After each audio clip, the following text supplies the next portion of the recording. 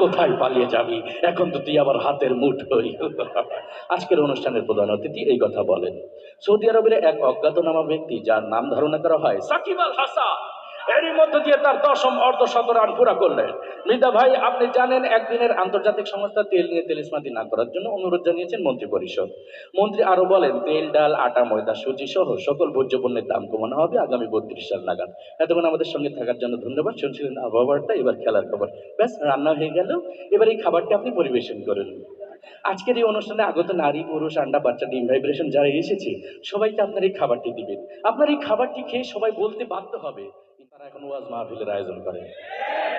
আর যারা সংস্কৃতি মনা তারা ইসলামী সাংস্কৃতিক অনুষ্ঠানের আয়োজন করে।